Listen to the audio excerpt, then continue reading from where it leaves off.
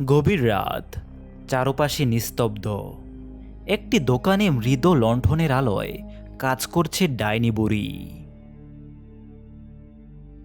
সেই পথে যাচ্ছিল এক লোক, তার চেহারায় ক্লান্তি ও খিদে।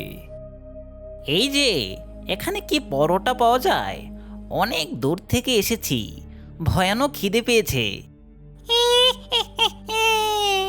পাওয়া যায়, এই দোকান বহু বছর ধরে চলে, তুমি বসো।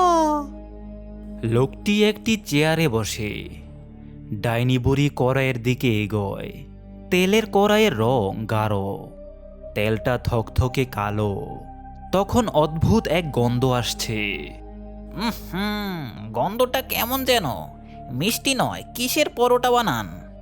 বিশেষ পরোটা, অন্য কোথাও পাবেন না, একদম তাজা উপকরণ দিয়ে তৈরি। আচ্ছা, একটা দিন। দাম কত এর?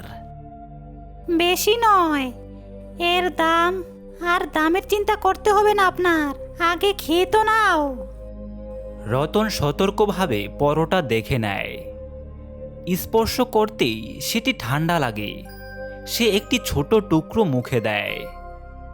এটা এটা কি? কি, কেমন লাগছে? ভালো, খুব নরম, কিন্তু ভেতরে কেমন একটা। এটা কি মাংসের পরোটা? ঠিক ধরেছ, তবে সাধারণ মাংস নয়। যে পথ ভুল করে এই রাতের বেলায় আমার দোকানের সামনে আসে, তাকে যে এই পরোটা খেয়ে যেতে হয়।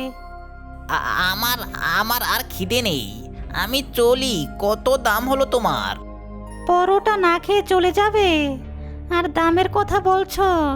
তুমি তো আমার আজকের রাতের মূল্য।